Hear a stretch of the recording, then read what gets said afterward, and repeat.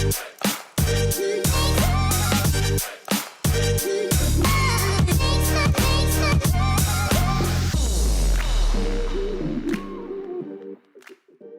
morning, everybody, and welcome to this week's Motor Trade Radio podcast in association with eBay Motors Group. It is Saturday, the 15th of February, and you're joined by myself, Philip Nothard. And me, Curtis Hutchinson. So plenty of headlines this week. So we've got headlines from AM, Motor Trader, Car Dealer, the Daily Express, and the Mail Online. So the headlines cover a strong performance for the used car market in 2019 with 8 million cars transacted. Will the used car market benefit from a post-Brexit bounce?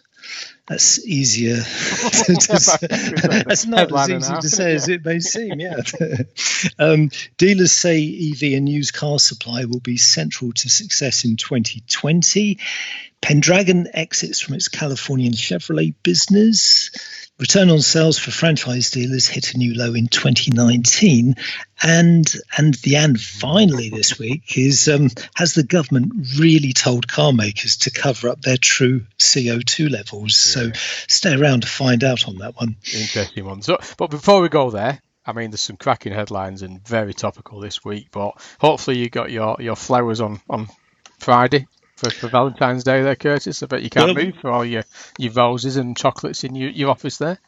Well, I can't forget because it's my wife's birthday as well, so it's a double whammy on Valentine's Day. That's a saving, if anything else, isn't it? Yeah, it is. you would think so. It doesn't work that way. Yeah, you have to double up, yeah. But we had going back to last week, what a fantastic interview and some great feedback on the John O'Hanlon interview, sharing his thoughts, one on the, returning to the market with Wayland's and the Volvo partnership, but on other areas as well, and sort of that whole thing around the relationship between the dealer and the manufacturer. It was a great interview, wasn't it? Yeah, fascinating insight into the origins of the business, how he established it, and how it's growing, and future plans as well. So he was quite open about what he's looking at the moment, and whether or not stay as a solus Volvo business or look to other franchises. So if you didn't catch it, it's still on motortraderadio.com. So do head over there because John is always good value. And there was a lot of interest in the interview on social media. In fact, I've got some comments that were posted. We had excellent insights. Thank you, chaps, from Perrin Moon at Auto SWAT. Fabulous, insightful podcast from Susan J. Goodbrand at Goodbrand Clements. Good show this week. JA Autos, and a shout out for JA Autos because they always say nice things about us on Twitter. So thanks, guys. And we also had great pod, and that was from Christian Elvors, who's the MD of Volvo Cars. So hopefully we've got Christian as a new listener. Yeah, fantastic. Maybe we get him on one day as well. Maybe we can get him on the show and talk about the sort of growth of Volvo in the UK and things like that. So it'd be great to invite him onto the show as well. Yep, there's an open invite to you there, Christian. Definitely is. So the figures we've been waiting for. So this is the used car transactional figures that usually about 6 weeks after the end of each quarter that the SMMT publish. So they've come out this week, and we're looking at the story in AM Online, and the headline is used car market shrunk by 0.1% to 7.9 million sales. But I don't know. I think that's very minor movement considering some of the headwinds and challenges around stock supply through 2019, wouldn't you say? Yeah, well, I think shrunk is too strong a word for a 0.1% drop. So yeah, the market was, it was on a par with 2018. So as we say, down 0.1% to 7.9 million transactions. And what was interesting, I thought, in the SMMT figures was it showed how Q1 and Q2 were down year on year, but Q3 and Q4 rallied. And in fact, Q4 was up 2.4%. Yeah. Within the mix, now we talk a lot about diesel on the podcast. Now, diesel used car transactions were down by only 0.6%, which, it just shows the strength of demand still in the used car sector, because we obviously see how it's falling away in the new car sector, but still very, very strong there. Petrol transactions were down just 0.3%. And as you'd expect, demand for alternatively fueled vehicles were on the increase. So they were up 23.4%. But to give that a bit of context, that was only 135,500 units in all, and accounting for just 1.7 of all used car transactions. Yeah, and as you say, I mean, that's something we've talked about every time we talk about that sort of fall of market share for diesel. We also had that caveat that it is still strong demand through the retail dealer network, and that's always been the challenge, that we know that the market share is falling in the new car market, and it's always been messaged that the values will get stronger in that used car wholesale arena based on supply, but again, still supply coming through, which is a true testament for the market that we're maintaining that sort of volumes of used diesels. But we forecast back in June earlier on this year, so I think those was 7.8 million used car transactions. So that fourth quarter, as you quite rightly, has sort of bucked the trend. There were 2.4% increase compared to last year, but still on that slight, like you say, AM may be a bit too strong a word with shrunk. I mean, we are on the downward path from the peak in 2016 of 8.2 million. But I think 0.1% is very a strong testament to the dealer network that faced with challenges of supply. Yeah, absolutely right, because we're just talking about a shortfall of 10,000 units. Exactly. So, it really is a drop in the ocean. But I understand you've also got figures for LCVs and bikes. Yeah, so I've got to credit SMMT on this, but trying to sort of look at the wider market a little bit. And just before I sort of share those figures, the 2019 new and used combined is still a strong market for registrations and transactions. So again, to the dealer network, 10.2 million compared to 10.3 million 2018. Strong marketplace, maintaining that sort of ahead of 10 million new and used sales and transactions for 2019. But you're quite right. I've been looking at the sort of the LCV and trying to look at the bike market a little bit more, and strong market for LCV transactions as well, with 923,500 used van transactions for 2019, and that showed a rise of 1.6% on the back of a 2.3% rise the year before at 909,000. So again, it's interesting to see at what point do we get to that 1 million mark of used LCV transactions. It'll be interesting, because they've grown year on year, and it's becoming a very strong marketplace for used LCVs. Bikes, I don't have any history with bikes, but what do you think the figure was for used bike transactions, do you think, for 2019? Oh, and there's nothing like putting me on the spot.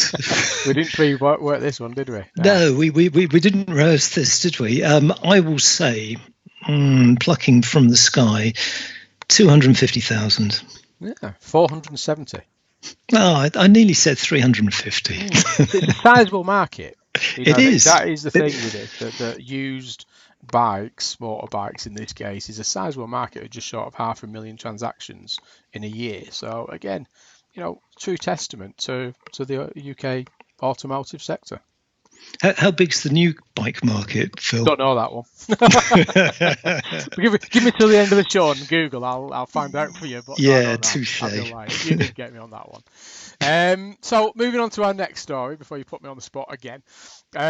So this one, as you quite rightly said at the start, this is from the Express. And this is a bit of an interesting one, really, because we were talking just before that they talk about citing the data, but there's no figures. So used car market could be set for a dramatic post-Brexit surge as consumer confidence soars. Get that out all in one word. But yeah, that's a challenge for me there.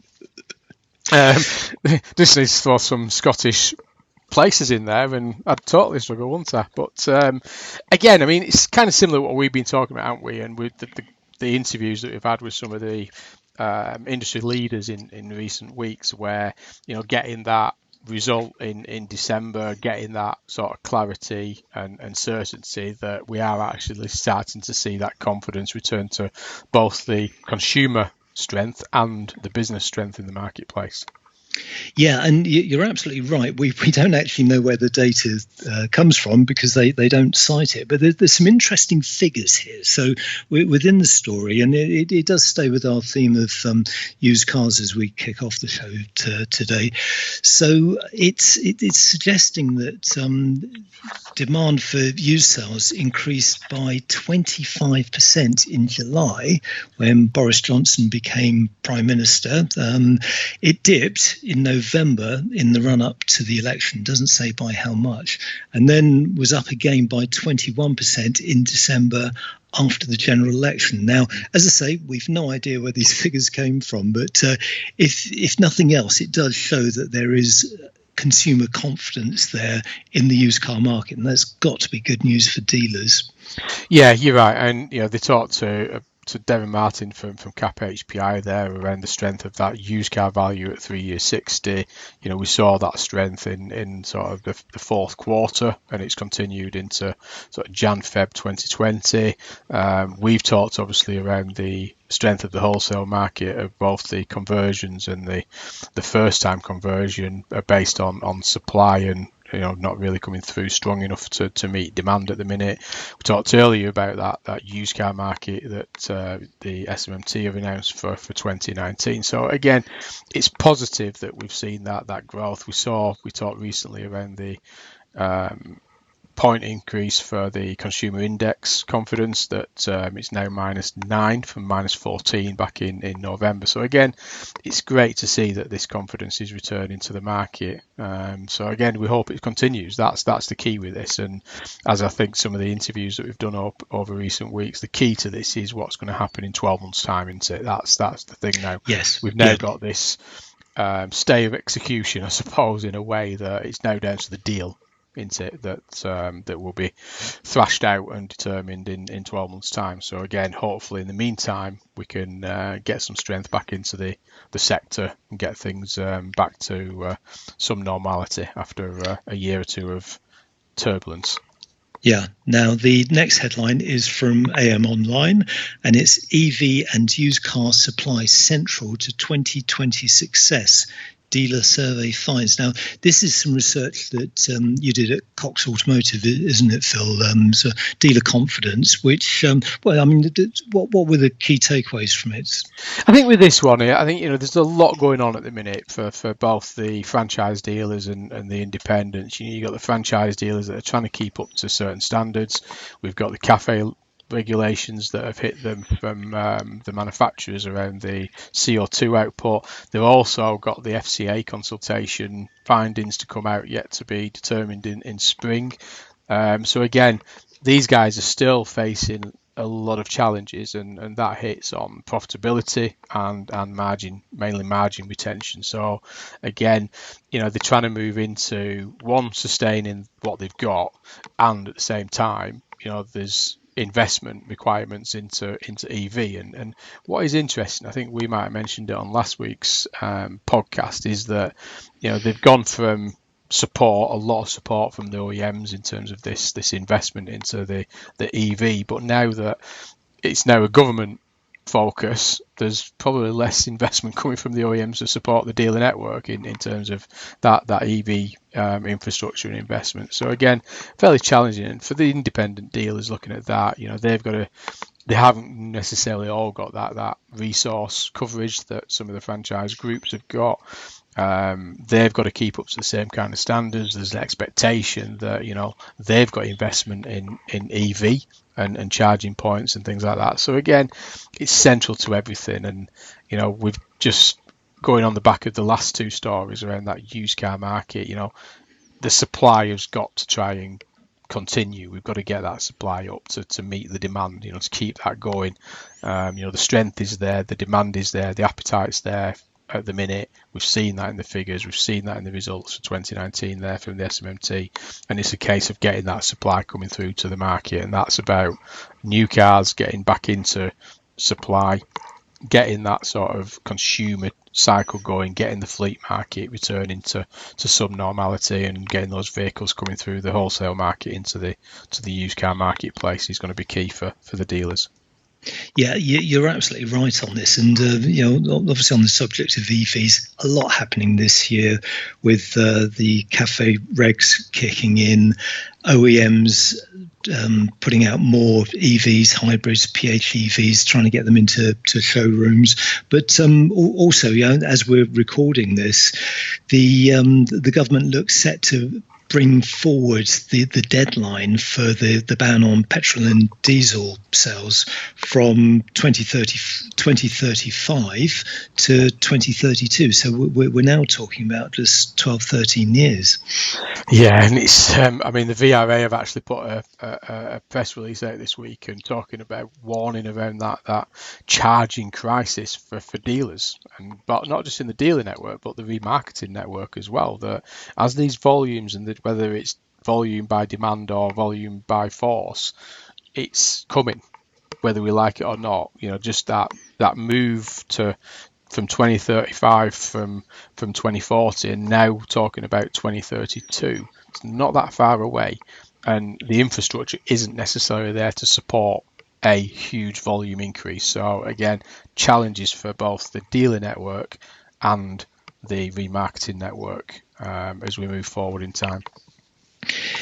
Right, you're listening to the Motor Trade Radio podcast in association with eBay Motors Group, the only weekly podcast serving the car retailing sector, and available online at motortraderadio.com and by subscribing on Apple Podcasts, Google Podcasts, Spotify, YouTube, Deezer, and SoundCloud.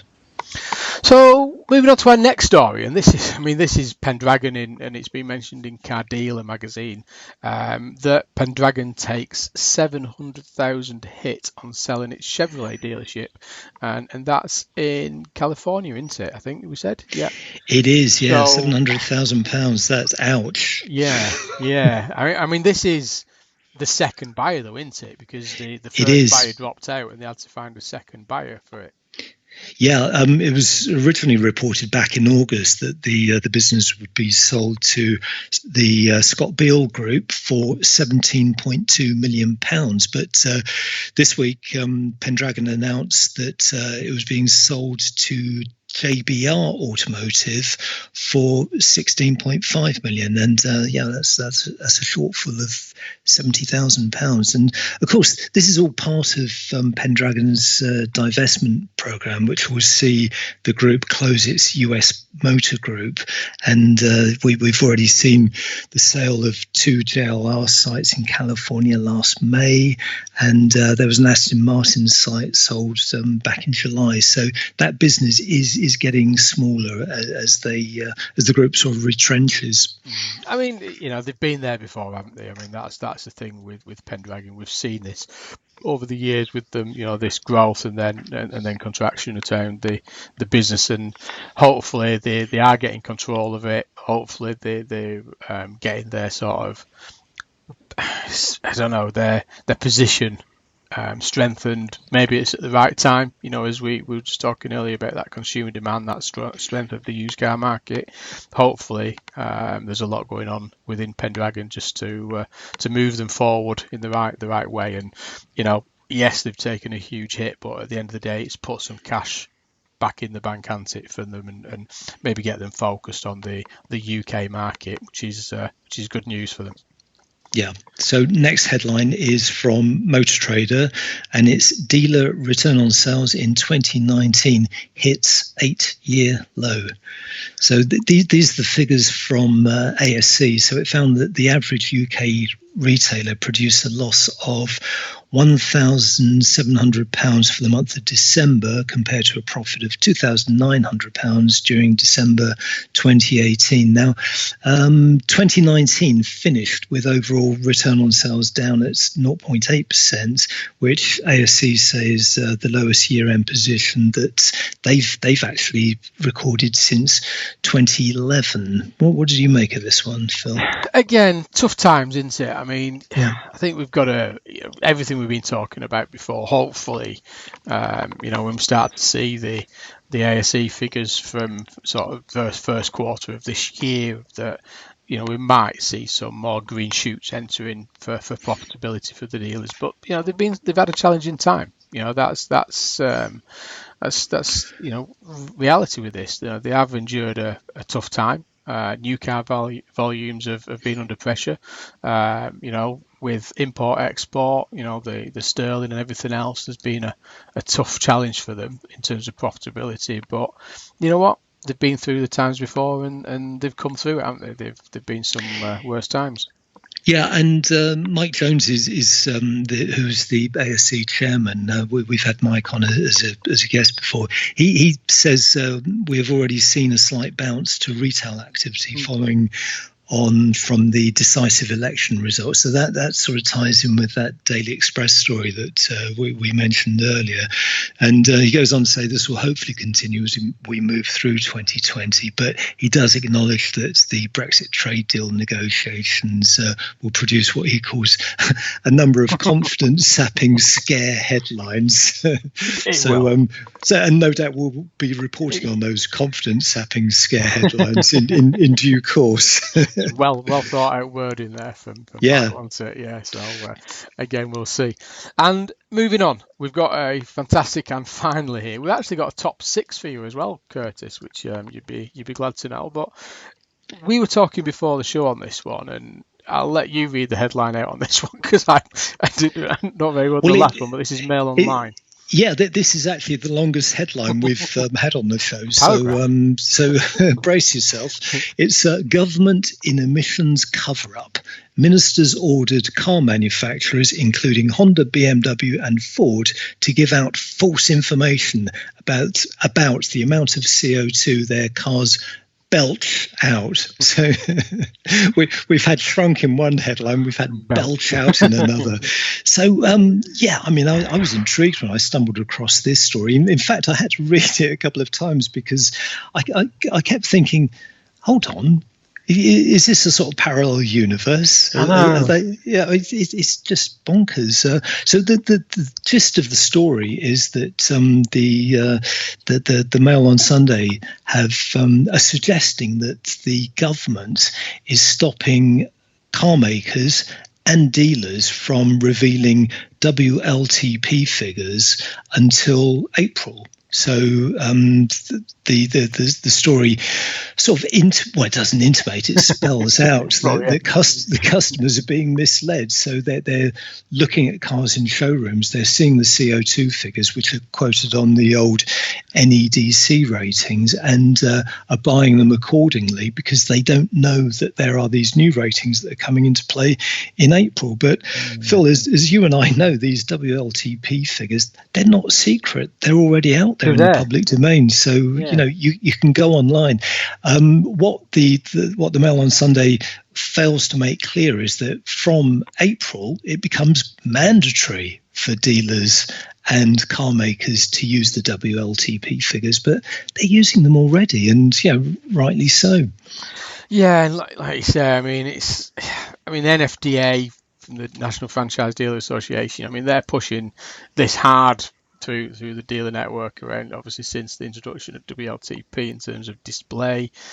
There'll be franchise dealers that will be shouting at the car radio or their phone this morning, listening to the podcast, saying, what is this story that you look at?